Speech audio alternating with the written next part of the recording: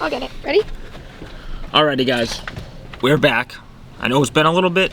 Kind of took a little break, and I don't even want to say break because we only did like 3 videos, but just kind of fell off for a little bit. Took a little bit to get back in there. We kind of been putting it off, and the main reason that we haven't been vlogging is because, so normally we would record and I would edit at night when we were, watching TV in bed, and then I started playing, going back to my computer pretty much. So that, instead of editing at night, I was playing my video game, which made me not want to record because I didn't want to edit, and now it's blurry. Okay. The mic is on, right? Yeah, the mic's on. Alright. Good girl, Kona. But for starters, going forward, it's going to be, I think, different than the last couple times that we made the videos. Beforehand, I feel like we were both, like, sitting up straight and making sure that we said everything that we should say correctly, but, like, fuck that. So, like, because, like, I feel like we're not acting like ourselves, and, like, we're trying to act like we need to say everything correctly, and I don't know. So I was thinking last night, like, this has to be how we are all the time, so we just need to loosen up and not worry about the camera, and just, just honestly just be our normal selves, which hopefully we can do from here on out. But honestly, we kept saying we wanted to do it again. We wanted to make another video, and we say, oh, we do it tomorrow, and then obviously tomorrow will come and we just haven't done it. And then one of her friends on Instagram, or someone that follows Kona on Instagram, reached out to her and was like, when's the next video gonna come? So then after someone said that, I was like, oh shit, like maybe people did like our vlogs, and we have to, get back to it. And then my buddy texted me and was like, hey, like, when's the next video gonna be coming? The fans are calling. Yeah, so after that, I was like, oh shit, like, we probably should do another video, because 2 people, granted it's only 2 people, reached out to us, but, there could be more that no one obviously just said anything, so let's do it again. I think the last time we talked, we said we were going to do the Q&A, and then we went on like the dog walk and did all that. So let's pick it back up with the Q&A. So here we go. Alright, so these, so we don't have like the names of the people who asked them. Carly just kind of organized everything as far as grouping the questions, I guess. So the ahead. First set is Kona from a breeder, shelter, or rehoming? Where did you get Kona, and how did you choose Kona? So Kona is from a breeder. She's from Honeybrook Malinois in Pennsylvania.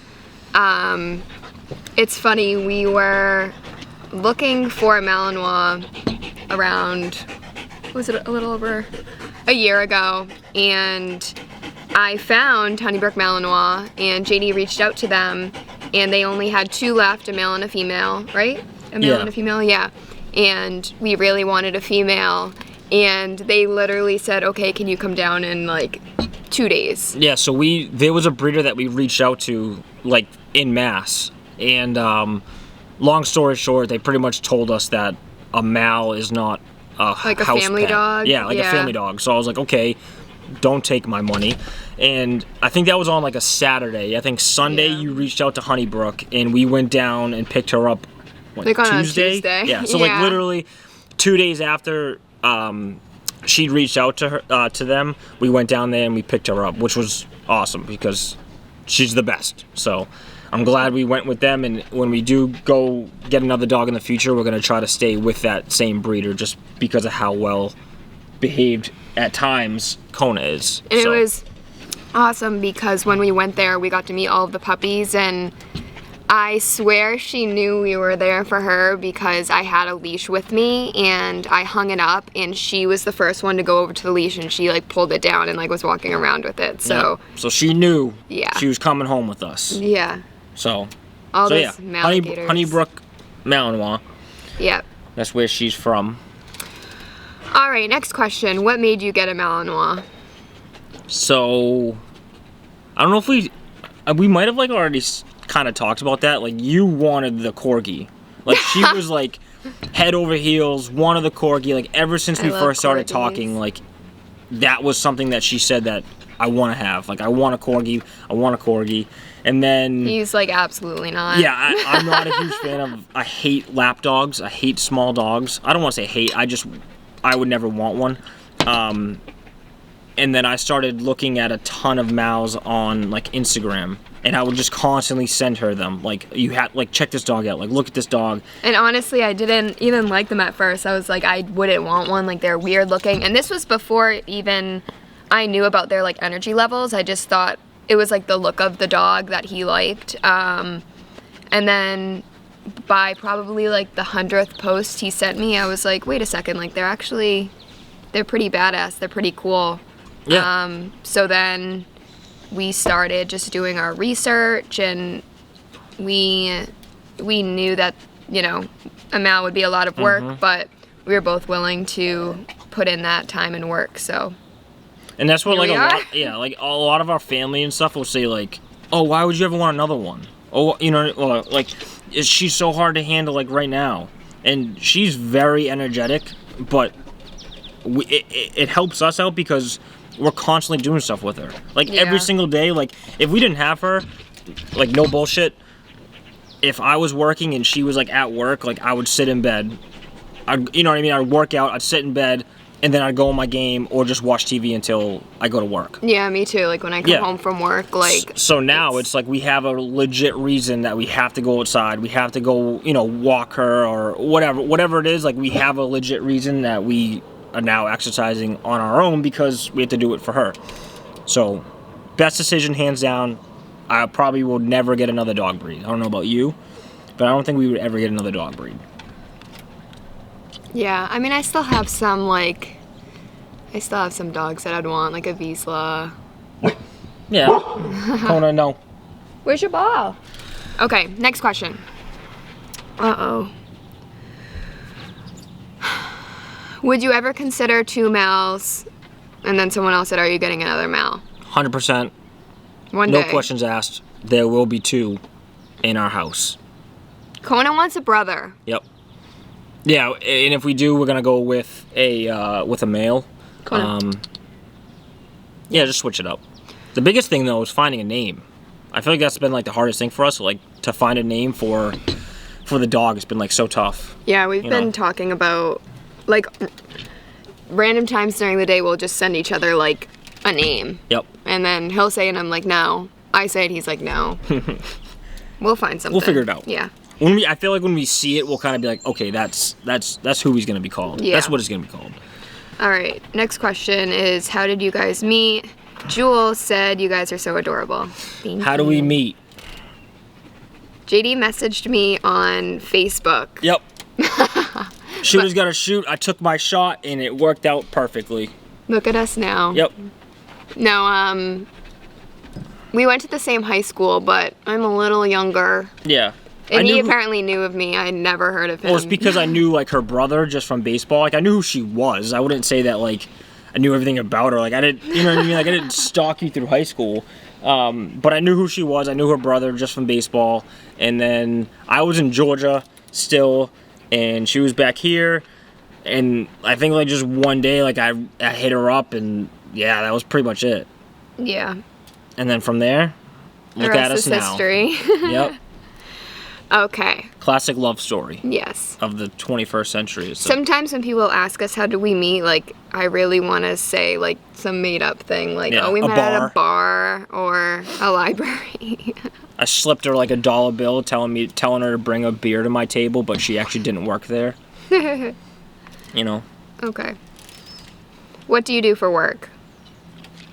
Who, you? Both of us. Well, they already know. I'm a police officer. Yeah, I think we already talked about me too, Yeah. but I work at a group home for mental illness.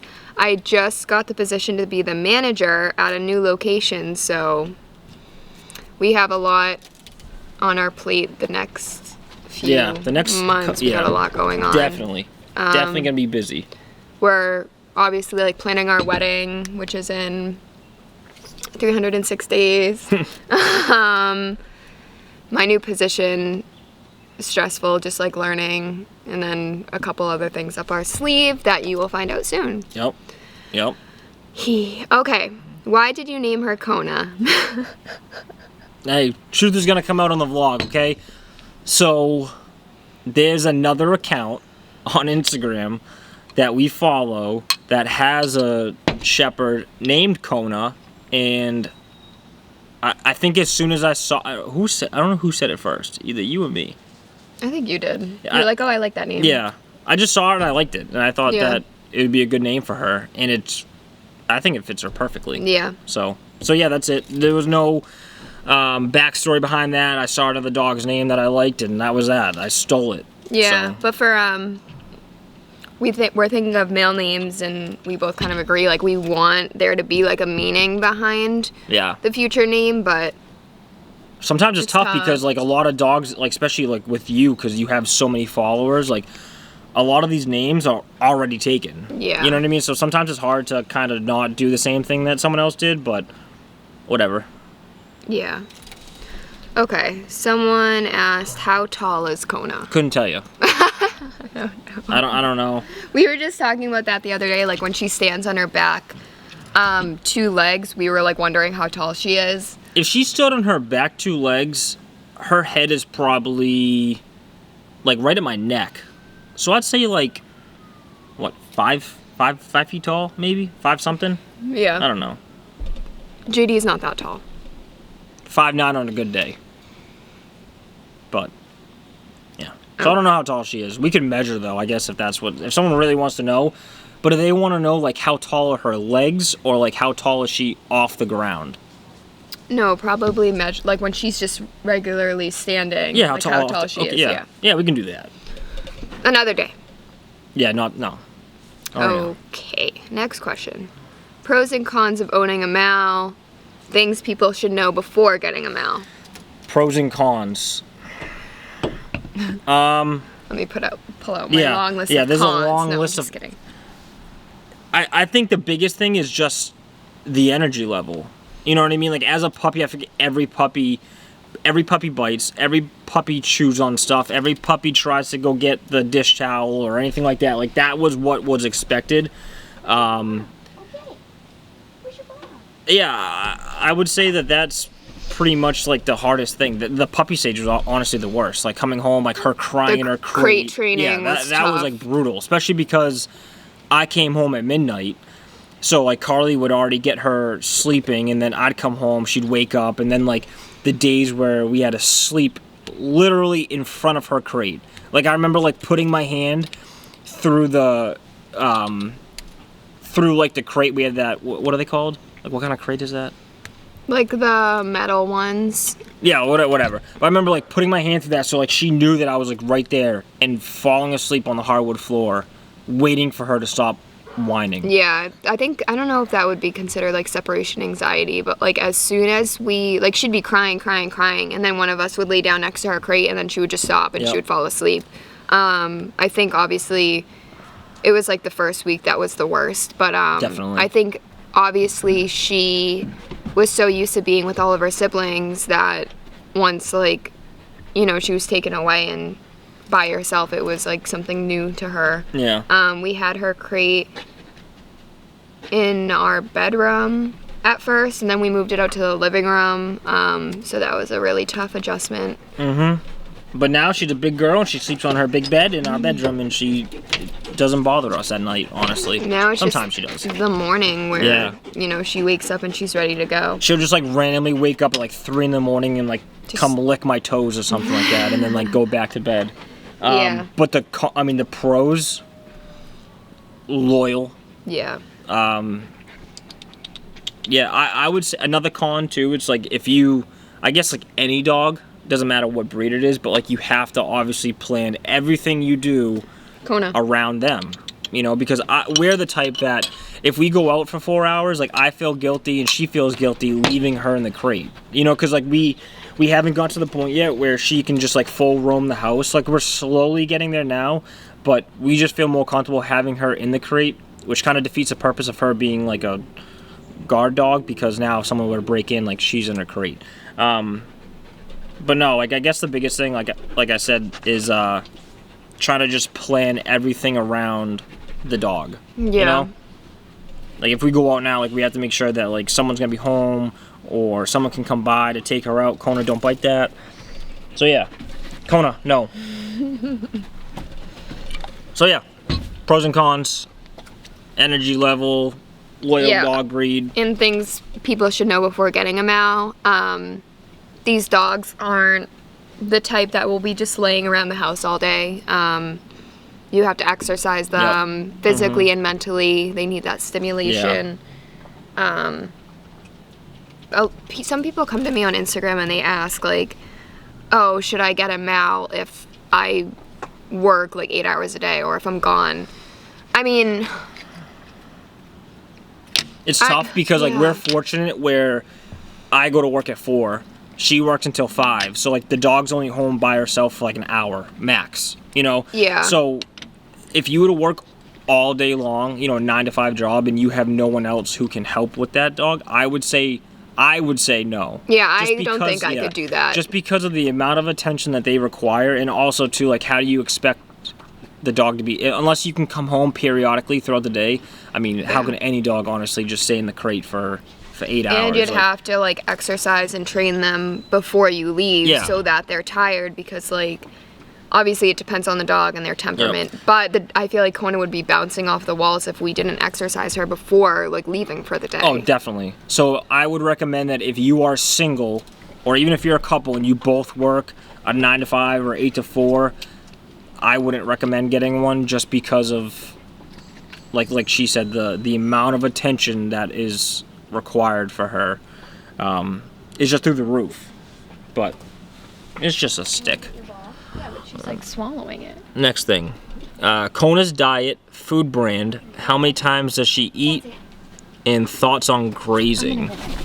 Okay. What is grazing? I don't know. Grazing, the only thing I can think of is like cows grass? grazing in a field. So Kona's diet, so she is on half raw and I would say 3/4 raw and 1/4 dry food.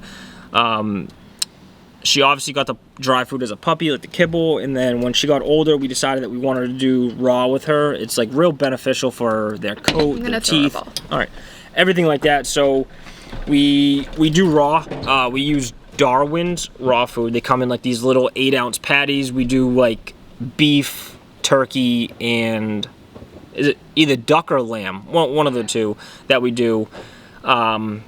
And it's 3 times a day. So in the morning we feed her a half a cup of dry and then one of the patties. Same thing with lunch. And then we also give her beef liver, egg for dinner, and this protein powder from X-Dog. So shout out to them. Let's see. How has Kona's training been? How has training Kona been compared to another breed you've had in the past?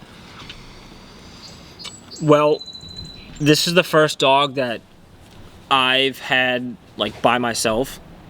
Not by myself, but that I've actually owned, like not as like a family pet. I had a pit bull growing up, and then after he passed away, we got some little Cairn Terrier, like a Toto dog, and I was young, so I didn't have to do shit with them. And then my father, he has some GSPs, and they're hunting dogs, so kind of like, I mean, it's training, same thing as far as her. It's a lot of attention, but Carly's parents had labs pretty much like your whole life, right? Yeah, we got like a purebred lab years ago. A family was rehoming her, so we took her. Sweetest dog. And then Layla, who's a rescue. Wait, what's the question? Training? Yeah, training compared like with her than other dog breeds. Yeah, I mean, like I said earlier, like Kona's not the type where she could just lay around all day. Layla is. Layla is fine just, you know, when I was home on a weekend or something and I didn't have anything planned and I was just laying in bed all day, like she would lay there with me. Yeah. Literally all day. And it is a lot different too, like having a family dog compared to like this is our dog. Yeah. So it is different, you know, because like I said, as a kid, like I didn't have to do anything. You know, I'd go pick his poop up, but that was about it. I didn't have to train him. But yeah, not bad. All right, recall training tips. Recall training tips.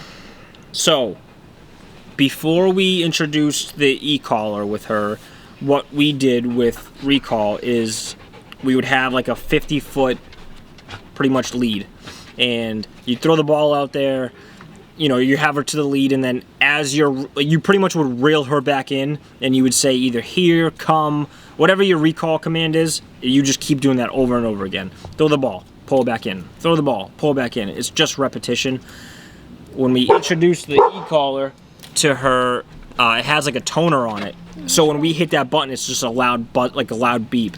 Same thing. Throw the ball, hold the button, she comes back. Throw the ball, hold the button, she comes back, and then now, you know, you hit the button, she comes to you. It's she also doesn't go far from us. Kona.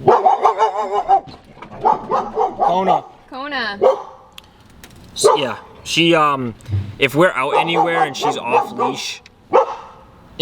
leash, she does not really leave our side. Yeah. I mean, she'll wander a little bit in front of us, but then she stops and like turns back. Yeah, exactly. Yep. So that's good. All right, last question. What is the best crate you recommend for an 8-month-old Mal that is an escape artist? So we can't really, I feel like we can't comment on that because the crate that we have, she doesn't really go in that much anymore. It's just during the day if, you know, when I leave for work. But we put her crate back in the living room like last week. Yeah. And I left for work, and when you came home, there's like a plastic bottom piece that Kona like was pushing out. So I think like eventually she might have been able to push that out, and I mean, who knows? She might have been able to get out of it, but I guess the Rufflin crates or the Gunner, Impact. or Impact. Yeah. I guess any of those 3 crates, because it's only a door. You know what I mean? You can't slide anything out of the bottom. So I would say any of those 3 crates. Yeah, but also like why is the dog trying to escape? That's like, another thing too. Like, is it not being exercised beforehand, or like is it a separation anxiety thing that needs to be worked on? So I would just like probably figure out what exactly it is that's causing the dog to want to get out of his crate, fix that problem, and I think you should be good. Yeah, because the crate should be at safe space. You know, like Kona will go right in our crate even if we just say it. So. Yeah, I think that's the biggest thing too. Like, as a puppy, you want to get them familiar with the crate as not a punishment, but kind of like it's their house. You know what I mean? So they should want to go in there. A lot of people feed their dogs inside the crate. We don't. Yeah. It was recommended to us, but we didn't decide to do that. But it definitely is a tip because it makes them, like she said, a safe space. Yeah, and the first, week or month is tough. Thank you. When you bring them home and they're crying and stuff, and that's just like the most important time though, to like let them cry, and they'll get used to it. Yep. Oh yeah. There were nights that I was sitting in bed and she's just whining, and you wanna get up and go, you know what I mean, to go see what's wrong, but you can't, because as soon as you do it, she's gonna know, or any other dog will know, that if she whines she gets and out. you go let her out of the crate, she's gonna know that if she does it every time, she's gonna get out of the crate. I feel like it's kind of like a baby. She is a baby. They are babies. Yeah. Even his mom said like having a baby is gonna be a piece of cake yeah, everyone says because that. of this. Yeah. And then there was another question that my buddy asked me, which was completely irrelevant, but I figured that I'll toss it in there. One of the last videos I did, I was wearing these camo shorts, and he wanted to know if they were Lululemon. They're not. They're from Tactical Distributor, and I think the main reason why he wanted to ask that was because he wants a pair, right? But he didn't want to say to me, JD, where'd you buy these from? So he's using this as an out. And he also thought the questions were anonymous, because on our Instagram story I put like ask questions for the Q&A, and I could see that he like wrote that. So the next time we saw him, I was like, so Hunter, you're caught. Yeah, thanks for the question. He was like, what question? Yeah, I was like, they're not anonymous. So yes, to answer your question, Hunter, they are not from Lululemon. They are from Tactical Distributor, and you can go buy a pair because they're the best. So. And that's not even sponsored. Nope, not even sponsored. So yeah, this felt a lot better than the last couple of vlogs that we did. I feel a little more comfortable right now. Yeah. And it's kind of just about just not giving a shit.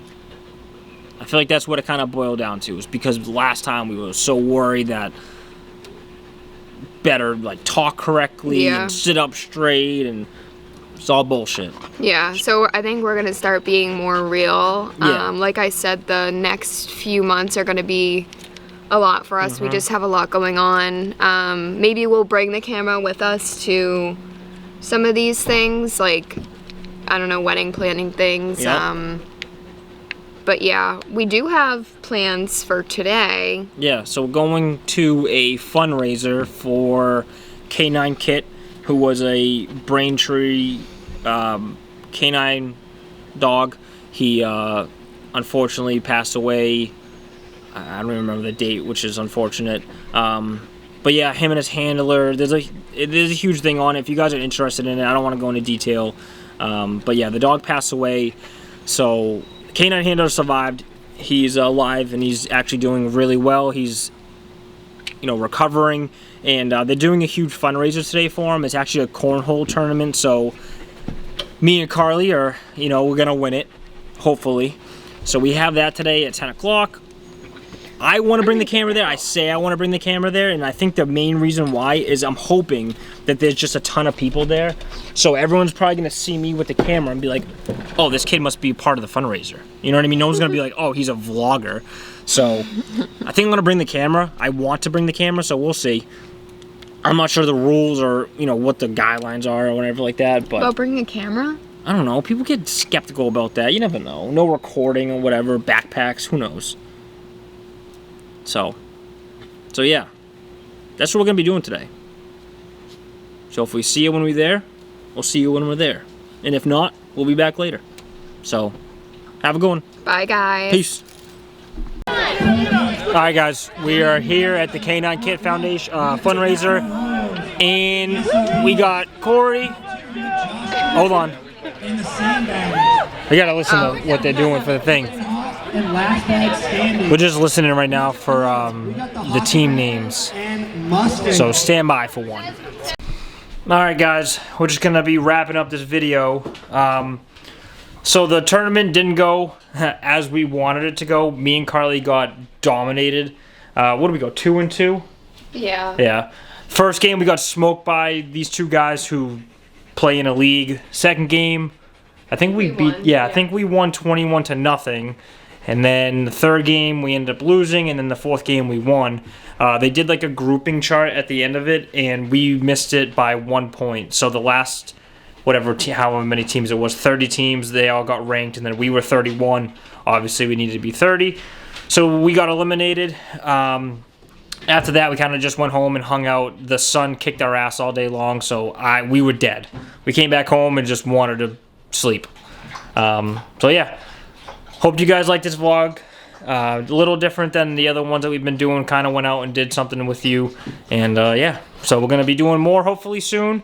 And we'll see you when we get back. Thanks for watching.